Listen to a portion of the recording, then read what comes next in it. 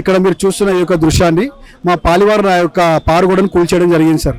కూల్చేసిన తర్వాత నేను స్థానిక పిఎస్ వాళ్ళకు ఇన్ఫర్మేషన్ ఇచ్చాను. స్థానిక పిఎస్ వాళ్ళు రావడం, అక్కడ ఉన్న ఆ యొక్క పారుగోడ కూల్చేసిన పారుగోడ యొక్క ఆధారాన్ని స్వీకరించిన తర్వాత నేను స్థానిక ఎస్ఐ గారు చెప్పాను, సార్ నేను ఇప్పుడు వచ్చి పిఎస్కి వచ్చి కంప్లైంట్ ఇస్తానని చెప్పాను. కానీ ఎస్ఐ గారు ఏమన్నారంటే, నువ్వు చెట్టు విషయంలో మీ పాలి వాళ్ళకు పుల్లలు పెట్టినావు కాబట్టి ఫారెస్ట్ వాళ్ళకి ఫోన్ చేసి నువ్వు ఇప్పుడు కాదు రేపు పొద్దున రావని నాకు చెప్పారు. ఆ తర్వాత నేను రేపు పొద్దుగాల వెళ్దాం అనుకున్నాం. కానీ పొద్దుగాల 5 గంటల నుంచి మా పాలివార పెద్దన్న వాళ్ళ భార్య అయిన పుష్పగా శారద గారు నన్ను తిట్టరాని తిట్లు సార్. ఊళ్ళో మీకు తెలుసు ఆడమనుషులు ఏ విధంగా తిడతారు. అటువంటి తిట్లతోని తిట్టడం స్టార్ట్ చేయడం వల్ల నేను 100కి ఫోన్ చేశాను. కానీ 100 ఫోన్ నాకు రెస్పాండ్ కాలేదు సార్. నా ఫోన్ లేపలేరు. ఆ తర్వాత స్థానిక ఎస్ఐ గారికి ఫోన్ చేశాను, వారు కూడా నా ఫోన్ లేపలేదు. ఆ తర్వాత నేను నన్ను ఇంటి నుంచి బయట వెళ్ళకుండా అడ్డుకున్నందుకు నేను స్థానిక జందరగా కూడా ఫోన్ చేశాను. సార్ ఈ విధంగా నన్ను బయటికి వెళ్ళనిసలేదు సార్ అని కూడా చెప్పాను. కానీ నేను ఏమనుకున్నాను, కొద్దిసేపట్లో జందరగా కూడా వస్తారు అని నేను అనుకున్నాను. కానీ వాళ్ళు ఎవరు కూడా రాలేదు. అయితే అంతసేపట్లో మా పాలివారిన పెద్దన్న రాములు గారు ఏం చేశారు, అక్కడ స్థానికంగా ఉన్న పెద్ద మనుషులు అదే విధంగా గ్రామ సర్పంచ్ తీసుకురావడం జరిగింది. ఈ పెద్ద మనుషులు ఎవరంటే, ఈ పెద్ద మనుషులు గత 10 సంవత్సరాల నుండి నన్ను నా ఊరి నుంచి ఎలగొట్టిన, నాకు భూమిపై జరుగుతున్న నాకు అక్కడ ఇల్లు స్థలాలు న్యాయంగా లేకున్నా, నా భూమిపైగా ఎన్నో సెటిల్మెంట్లు కూడా నాకు తెలియకుండా చేస్తున్నా వీళ్ళందరూ నాకు ఎన్నడూ కూడా న్యాయం చేయలేదు సార్.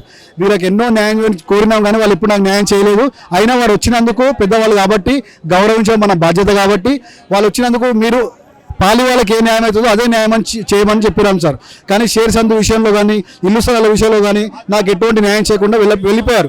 ఆ తర్వాత స్థానిక సర్పంచ్ గారు ఏమన్నారంటే, నాకు 10 రోజుల సమయం ఇవ్వండి, నేను మాట్లాడతానని చెప్పారు. కానీ సర్పంచ్ గారు వెళ్ళి చెప్పిన మాట కూడా వినకుండా మా పాలివారు ఇక్కడ చూడండి దౌర్జన్యం. మరి ఇది మా వదిన గారు నా యొక్క గడ్డపాలతో దర్వాలు విరగొడుతున్నారు సార్. ఇక్కడ మీరు చూడొచ్చు. ఇప్పుడు నా ఇల్లు అదే విధంగా ఓపెన్ ఉన్నది సార్. అక్కడ ఊర్లో ఇల్లు ఓపెనే ఉంది. ఇప్పుడు గోడ కూడా అదేవిధంగా కూలి ఉంది. గత 12 రోజుల నుంచి ఇది 3వసారి నేను ప్రజావానికి రావడము. నేను లోపల కూడా పెద్దలకు రిక్వెస్ట్ చేశాను, మీరు దయచేసి స్థానికంగా ఇక్కడ మాకు స్థానికంగా పెద్దలు ఎవరైతే ఉన్నారో, ఎవరైతే నాకు న్యాయం కల్పించగలుగుతారో, మాకు ప్రస్తుతము ఎమ్మెల్యే గారు కోమటిరెడ్డి రాజగోపాల్ రెడ్డి సార్ గారు, మళ్ళీ మంత్రి గారు మన వెంకటరెడ్డి గారు, దయచేసి ఎవరన్నా సరే పెద్దలు దయచేసి ఒక పాలెల మధ్యలో ఒక పాలోనిగా నా యొక్క జరగాల్సిన న్యాయాన్ని జరిగించాలని, మరి ఈ విధంగా అన్యాయం ఈ విధంగా దౌర్జన్యం చేస్తున్న వాళ్ళపై మరి మీరు చర్య తీసుకోవాలని మేము కోరుతున్నాం సార్. మరి ఈ విధంగా నా పైన దౌర్జన్యం చేస్తున్న వాళ్ళల్లో మొట్టమొదటి వ్యక్తులు నా ఫ్యామిలీ మెంబర్సు, మా అమ్మగారు, మా అక్కగారు, మా తమ్ముడు. వీళ్ళు మా పాలి వాళ్ళు కుమ్మక్కై నన్ను 10 సంవత్సరాల నానా విధాలుగా ఇబ్బందులు పెడుతున్నారు.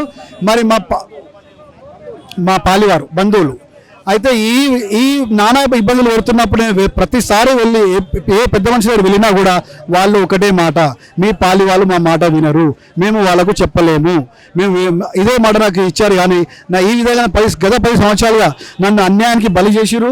ఈ రోజు కూడా మీరు చూడొచ్చు, నా యొక్క పారి కూడా కూలి ఉంది, నా యొక్క ఇల్లు దర్వాలు కూలి విరగడం జరిగింది.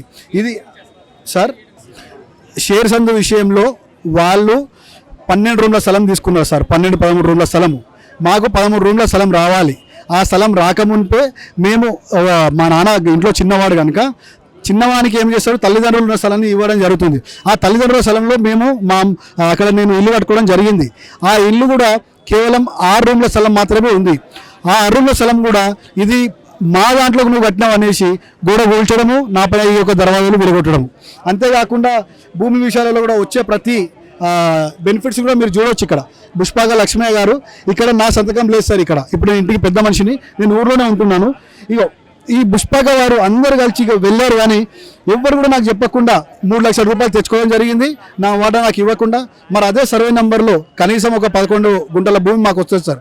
ఈ విధంగా నాకు ఏది రానియకుండా మా సొంత వారు కానీ ఊరు అక్కడ సంబంధించిన పెద్ద మనుషులు కానీ నాకు ఎలాంటి న్యాయం చేయట్లేదు సార్. అందుకోసం నేను మీ ద్వారా కోరుతున్నది ఏంటంటే, పెద్దలు ఎవరన్నా సరే, ఇక్కడ వికారాబాద్ నుండి కూడా నాకు అన్యాయం జరిగింది, ప్లస్ అక్కడ నల్గొండలో కూడా నాకు అన్యాయం జరిగింది. వికారాబాద్లో నాకు అన్యాయం జరిగిన విషయంలో నేను అప్పట్లో సబ్ కలెక్టర్గా ఉన్న అమ్రపాలి మేడం గారికి నా యొక్క అన్యాయాన్ని వారి దృష్టికి తీసుకెళ్ళాను. కానీ అమ్రపల్లి మేడం గారు కూడా అప్పట్లో నాకు ఎటువంటి న్యాయం చేయకుండా నన్నే బలి చేశారు. నిన్నే పోలీస్ స్టేషన్లో వేసిస్తాను, నిన్ను ఇది చేస్తాను, నిన్ను పట్టిస్తాను, నాకే ఇదే మాట్లాడడం జరిగింది. కానీ ఈ గత 10 సంవత్సరాల నుంచి మా నాన్న జాబు విషయంలో కానీ వచ్చే బెనిఫిట్స్ విషయంలో కానీ ఇక్కడ వికారాబాద్లో ఉన్న ఇండ్ల ఆస్తి విషయంలో కానీ ఊర్లో ఉన్న ఈ భూమి విషయంలో కానీ ఆస్తి విషయంలో కానీ నాకు ఏ పెద్దలు కూడా న్యాయం చేయడం జరగలేదు. అయినా కూడా నేను స్వయంగా స్వయంగా నేను ఒక సెటిల్మెంట్ చేసుకోవడం జరిగింది మా కుటుంబస్తులతోటి.